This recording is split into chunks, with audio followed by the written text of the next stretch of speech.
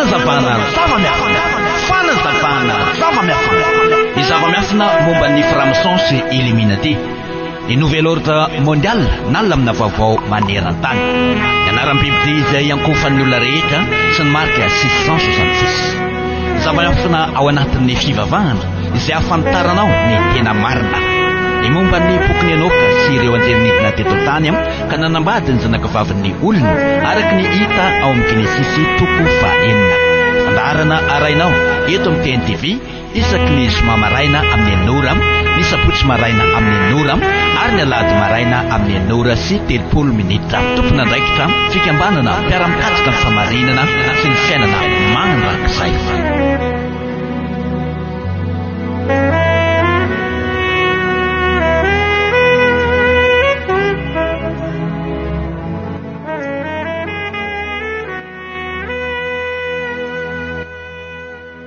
Dia ambifaliana indray amin'ity ora ity no androsoana ao anatin'ny tokatrantsika amin'ny alalan'ity fandaharana zava-miafina arahanao eto amin'ity fahitalavitra ity. Miarabanao izahay avy eto anivon'ny fikambanana mpiara-mikatsika ny famarinana sy fiainana mandrakizay ary maniry antsony afantarantsika ireo famarinana rehetra. Noho izany dia manasanao ifantoka ao anatin'izao fanazavana izao raha misy ny zavatra mety hoe ataonao na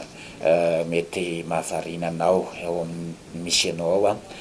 dia azonao atao mihitsy alohany mampianto kely an'izany satria zavatra lehibe tokoa anao izay mitady ny famarinana izao zavatra asio izao. Ny mpamonjy dia niteny hoe ianareo no navela afantatra ny zava-miafina momba ny fanjakan'ny lanitra fa amin'ny hafa dia fanoharana no itenenako amin'ny mba hijery mandrakariva izy fa tsy ahita ary andre mandrakariva ihany fa tsy afantatra. Ianganeo anisany olona navela afantatra ny zava-miafina atongavana ny fanjakan'ny lanitra ianao fa tsy hoe ianao ilay mijery mandrakariva fa tsy mahita na ihany koa hoe mandray mandrakariva ianao fa tsy mahafantatra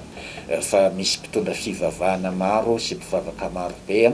mijery mandrakariva fa tsy mahita ary mandray mandrakariva fa tsy mahafantatra ary azo lazaina hoe efa voapetaka ny vy mahamay, efa voafitaka no ajambain'io fivavahana io, efa nataony fivavahana io jamba ny masom-panahin'ny olona maro sy mpivavaka maro be ka izany natonga mpamonjy ny teny eo Mateo 7:2-20 sy 7:20 hoe maro amin'izany andro zany nilaza hoe tomboka efa naminany tamin'ny anaranao ne zahay, efa nandroka demoni tamin'ny anaranao zahay, efa nanao asa lehibe maro tamin'ny anaranao izahay. Ny mpamonjy amin'izany fotoan'izany dia anambara amin'ireo hoe tsy nahafantatra anareo hatrizay ela be zay, miala amika anareo mpanao meloka voaroka ho any amin'ny farimy rehatafo sy ny solifara ny olona maro be izay mba efa niantso tompoka efa nandany andro tao fivavahana, efa navita famantarana sy fahagagana, efa naminany, efa nandroka demoni. Nisy anarana nampiasain'izy ireo tao anatin'izany fivavahana izany. Fantatsika tsara fa na ny mivavaka sabotsy na mivavaka alahady na ny mihinana an'ireo zava-padina voararany lalàna na ny tsy mihinana samy miantso an'io anarana diso io avokoa. Dia rehefa miantso an'io ireo mpitondra fivavahana ireo dia samy mavita famantarana sy fahagagana fa ny fotom-pampianarana izy ireo fotsiny no mifanipaka sy miady eo ilay fotom-pampianarana fa ny fotom-pinoana dia iraisan'izao tontolo izao. Mino an' Jesosy Kristy ny olona rehetra eran'izao tontolo izao, mino an' Jesosy Kristosy na mino an' Jesus Kristus, mino an'izay ny olona rehetra eran'izao tontolo izao na mivavaka sabotsy na ny mivavaka alahady. Ka ianao no mila mandinika sao dia ianao ilay efa voapetaky ny vy mahamaina, ianao ilay mijery mandrakariva fa tsy mahita na dia efa aseho eto ary mipirofo maro be manambara hoe tsy io ny anaran'ilay nandatsaka ny liony teo amin'ny tsato-kazo, tsy io ny anaran'ilay nanao fanavotana teto ambonin'ny tany, tsy misy ifandraisany amin'ny anaran'ilay avy amin'ny taranaky Davida satria avy amin'ny taranaky Davida ny filazantsara notorian'i Paoly araka ny voasoratra ao amin'ny Timoty 2:4-5 dia hoy ny apôstôly hoe ilay avy amin'ny taranaky Davida izay natsangana tamin'ny maty ozy ny filazantsara notoriako teo aminareo, dia ilay avy amin'ny taranaky Davida izay filazantsara notorian'ireo apôstôly ireo tsy misy ifandraisany amin'izany Jesosy Kristy izany fa avy amin'ilay sampy ny vavahan'ny Grika sy ny vavahan'ny Romanina izay natsangana tao amin'ny tempolo tao Jerosalema tamin'ny taona 530 tamin'ny andron'ny emperora Adrien. Dia iny no tafiditra ao anatin'ny fivavahana sy tafiditra ao anatin'ny baiboly satria efa nanambara ny mpamonjy ao amin'ny Mateo 7:20 hoe ho hitanareo hitsangana ao amin'ny fitoerana masina ny fahavetavetan'ny fandravanana nampilazaina ny Daniela mpaminany ka tamin'ny taona 530 no natsangana tao amin'ny fitoerana masina ny fahavetavetana izay nandravana ny famarinana no ravana ny fitoerana masina na ny tempoly izay nametrahana ny anaran'ny avindrindra dia natsangana tao indray ny tempoly ho an'ny Jupiter na ho an'ny Jesosy na ho an'ny Jesosy dia nasaina nivavaka tamin'i Jesosy no terena hivavaka sy anatitra fanatitra tamin'i Jesosy na tamin'ny Jésus na tamin'i Jesasy ny olona rehetra izay fean'ny Romanina satria efa tamin'izany ny fanjakana Romanina no nahafe firenena maro sy efa nanjanaka karazana firenena maro ka izay tsy nentina anatitra fanatitra ho an'ny Jupiter na ho an'ny Jesosy dia novonoana ho faty amin'izao fotoana izao tsy misy fanerena intsony ny fivavahana amin'ny Jesosy na amin'ny Jesosy fa tena safidin'ny olona mihitsy no mivavaka amin'ny Jesosy satria efa tafiditra ao anatin'ilay fitoerana masina ny fahavetavetana efa tsara petraka fantarantsika tsara fa ny baiboly dia antsoina hoe soratra masina ny ao anatiny fitoerana masina ity baiboly ity fa misy fahavetavetana nampidirina sy natsofoka atao anatin'ity fitoerana masina ity tsy tao amin'ny tempoly tao Jerosalema ihany no nananganana n'ilay fahavetavetana maharikoriko fa ao anatin'ny baiboly rehefa mipetraka ato anatin'ny baiboly ilay fahavetavetan'ny fandravanana nampilazaina ny Daniela mpaminany dia avy eo tafipetraka ao anatin'ny fontsika satria ny fontsika sy ny vatantsika ihany koa dia tempoly fanahy masina ka rehefa manonona n'io anarana diso anaran'i Jesosy na anaran'i Jesosy io ny olona iray dia efa fonena ny fanahin'i Jesosy na hipetrahan'ny fanahin'i Jesosy izany olona izany dia izany ny ilazako hoe be da be nefa voapetaka ny vy mahamay ka na dia aseho eto ary miporofo maro isan-karazany izay anehoana hoe tsy io ny anaran'ilay voafantsika teo amin'ny tsatokazo dia maro ny olona no tsy ino ary ny olona ho any amin'ny fiainana mandrakizay tsy maintsy mino ny marina fa ny olona tsy ho any amin'ny fiainana dia ho voafitaka eo foana ka amin'izao fahavelomanao zao ianao mila mamantatra ny zavatra izay tokony hatongavanao any amin'ny fiainana mandrakizay tantaram-pivavahana no nazavaiko teto ary ao anatin'ny apokalipsy 7:20 nefa nazavaina teto tamin'iny herinandro iny dia nanazava ny asan'ilay biby faharoa isika izay voalaza amin'ny apokalipsy 7:20 manomboka ny andininy faraka 20 ka hatrany amin'ny andininy 7:20 araka ny voalaza eo dia ilay biby faharoa dia manana tandroka roa tahaka ny an'ny zanak'ondry sy miteny tahaka ny dragona ary ny fahefana rehetra nanana ilay biby voalohany dia aseho eo anatrehany ilay biby faharoa ihany koa dia mampidina afo avy any an-danitra hoeto ambonin'ny tany ary manao famantarana sy fahagagana ka mamitaka ny monina ambonin'ny tany ilay biby faharoa akoatran'izay dia nanome aina ny sary ilay biby voalohany ilay biby faharoa sady nanery ny olona rehetra mba hiankohaka eo amin'ilay saryny biby voalohany ka ny olona rehetra na ny kely na ny lehibe na manan-karea na malahelo na ny andevo na ny tsy andevo dia nampandraisy ilay biby faharoa marika eo amin'ny tanany sy eo amin'ny andriny eo amin'ny tanana sy eo amin'ny tanakavanan'ny olona sy eo amin'ny andron'ny olona rehetra dia misy marika ka ilay marika dia ny anaran'ilay biby voalohany na ny isan'ny anarany ny anarana izay noentin'ilay biby voalohany no napetaka teo amin'ny andron'ny olona sy teo amin'ny tanakavanan'ny olona efa samy nazavaina teto na ny asan'ilay biby voalohany na ny asan'ilay biby faharoa mety misy androany vao mijery tsy naharaka an'izany zavatra lavabe nefa nazavaina teto ary porofo marobe nefa naseho teto fa ny azo amin'tinana azy fotsiny dia izao ny fanjakana Romanina izay nisy teto ambonin'ny tany izay ny fean'izao tontolo izao no antsoina hoe bibidia ka ny bibidia voalohany dia ny fanjakana Romanina no entin'ny fahefana emperora ary bibidia faharoa dia ny fanjakana Romanina no entin'ny fahefana babaly efa samy nazavaina teto zany ny asan'ilay bibidia voalohany dia voalaza amin'ny apokalipsy 7:21 hoe nanokatra ny vavany hiteny ratsy ny mpamorona sy hiteny ratsy ny anaran'ny mpamorona ary hiteny ratsy ny taberna kely ny atao hoe miteny ratsy ny anaran'ny mpamorona dia maka ny toerana misy ny anaran'ny mpamorona ary ny atao hoe miteny ratsy ny taberna kely dia maka ny toerana misy ny taberna kely ka ny emperora Constantin dia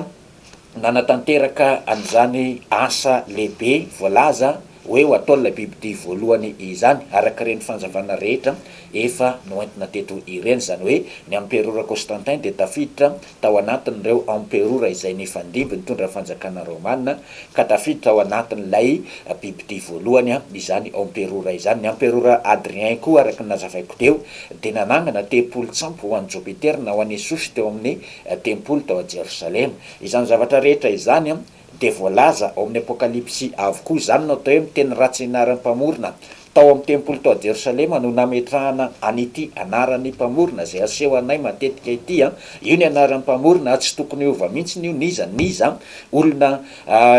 mivavaka amin'ilay avo indrindra dia tsy mahazo manova an'io anarana io ary tsy nisy mpitondra fivavahana na mpaminany na mpisorona nomen'ny avo indrindra anova an'io anarana io niza zany tsy nisy nahazo alalana tamin'ilay namorona zao tontolo zao hoe azo ovainy io anarana io fa ilay fanjakana izay antsoina hoe bibidia na fanjakana nanohatra ny avo indrindra zany no atao hoe bibidia fanjakana nanohatra ny avo indrindra dia ilay fanjakana nanohatra ny avo indrindra no nanova sy nanala n'io anarana io ary tsy nametraka an'io tao amin'ny toerana tokony hametrahana azy intsony satria raha nipetraka atao amin'ny tempolo tao Jerosalema foana io nandritra ny andro mbola nisin'ny tempolo tao Jerosalema ka antony nahatonga ny jiosy tsy maintsy mitodika any Jerosalema mivavaka satria tao io anarana io ary ny mpamorona mihitsy no miteny any bokin'ny tantarany rehefa nivaly nivavaka nataon'i Solomona dia ozy ny mpamorona hoe zao dia hiratra ny masoko ary nisofiko andre nivavaka izay atao amin'ity fitoerana ity fa efa nofodiko ity trano ity mba ampitoerana ny anarako mandrak'izay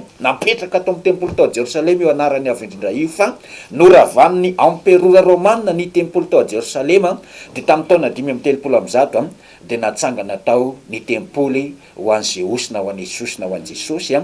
dia tanteraka tamin'izany ilay atao hoe miteny ratsy ny anaran'ny mpamorona na maka ny toerana misy ny anaran'ny mpamorona ilay bibidia voalohany io fa tsy mbola ilay bibidia faharoa dia rehefa tonga amin'izay ilay bibidia faharoa dia nanamafy an'ilay zavatra nataon'ilay bibidia voalohany no nataon'ilay bibidia faharoa natsangan'ilay bibidia voalohany ilay anarana fitenenany ratsy ny anaran'ny mpamorona dia ilay Jesosy na ilay Jesosy zany ny anarana fitenenany ratsy ny anaran'ny mpamorona na ilay Dieu na Deus izy daholo zany ireo karazana anarana be da be izay antsoinareo zany dia tsy misy anarany avo indrindra fa voalaza kosa nefany eo amin'ny apokalypsy 7:17 fa ilay bibidia izay nitengenan'ilay vehivavy janga izay manandoha fitro tandroka folo dia feno anarana fitenenany ratsy eo amin'ny lohany ny atao hoe feno anarana fitenenany ratsy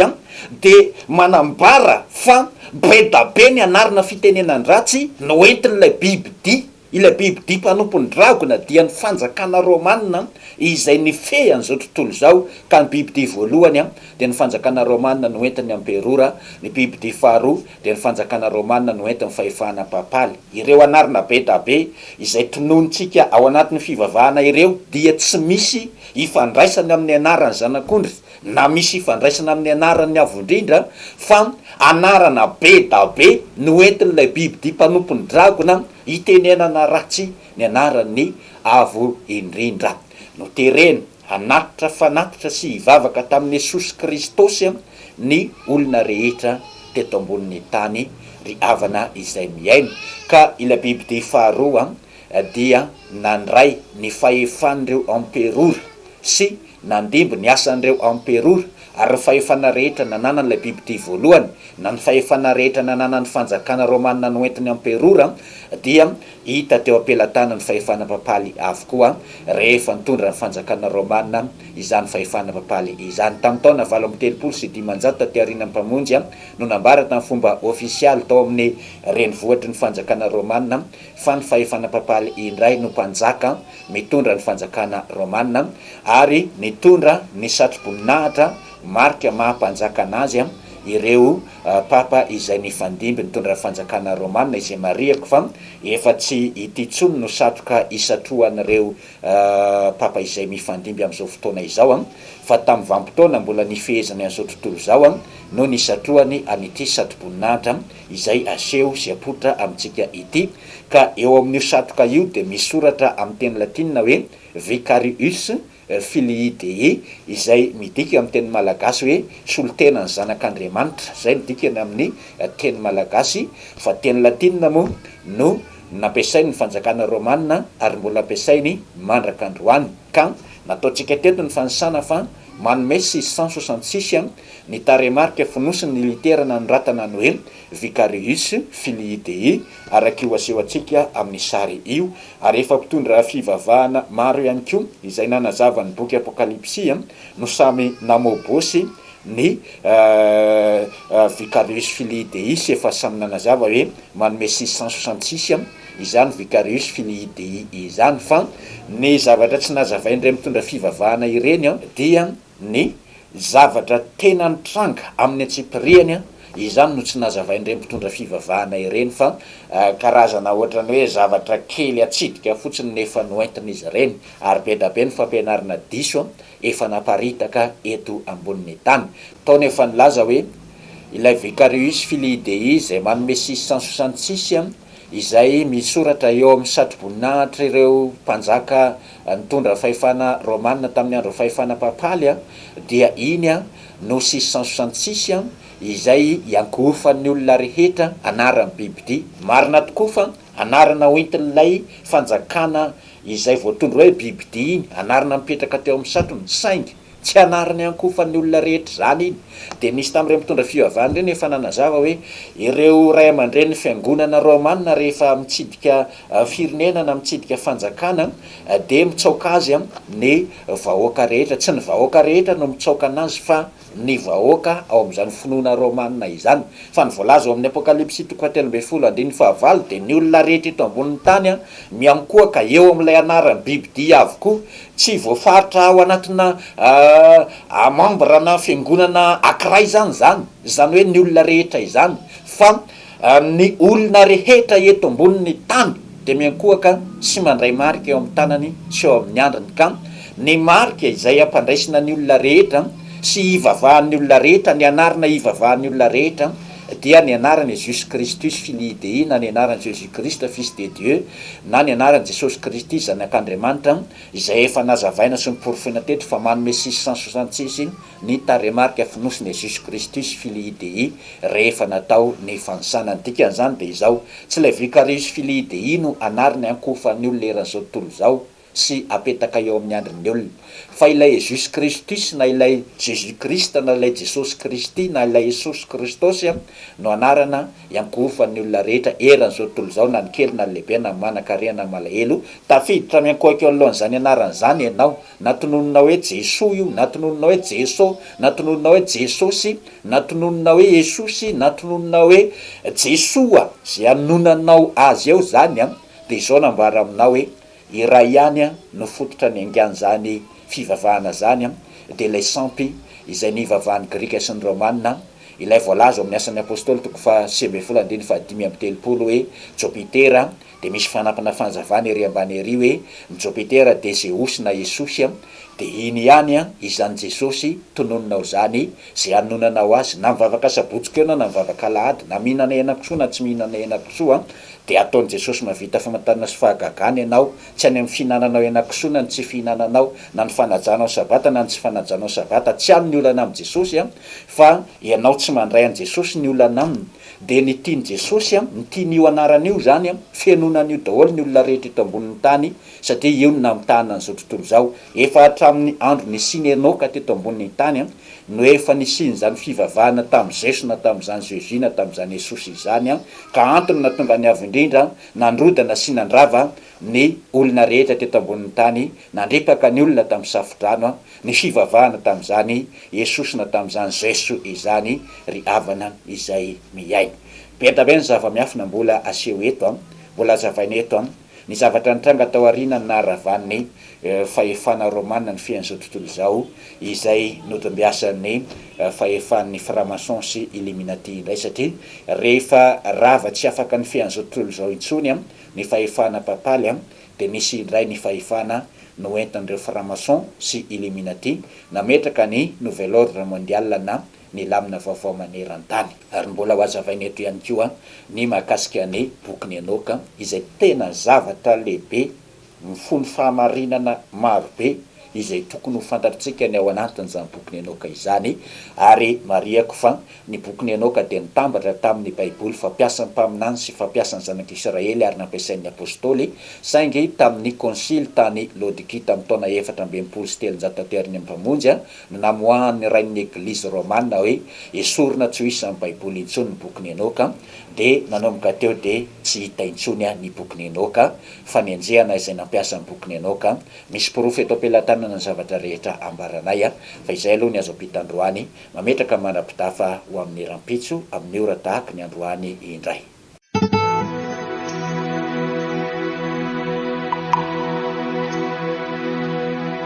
fanazavana zava-miafina fanazavana zava-miafina ny zava-miafina momba ny franc-maçon sy illuminati ny nouvel ordre mondial nalamina vaovao maneran-tany ny anaram-biby izay ankofan'ny olona rehetra sy ny marika 666 zava-miafina ao anatin'ny fivavahana izay ahafantaranao ny tena marina ny momba ny boky ny enoka sy ireo anjelinidina teto tany ka nanambady ny zanakavavin'ny olona araka ny hita ao amin'ny Genesisy toko 4 fandaharana arainao eto amin'ny TNTV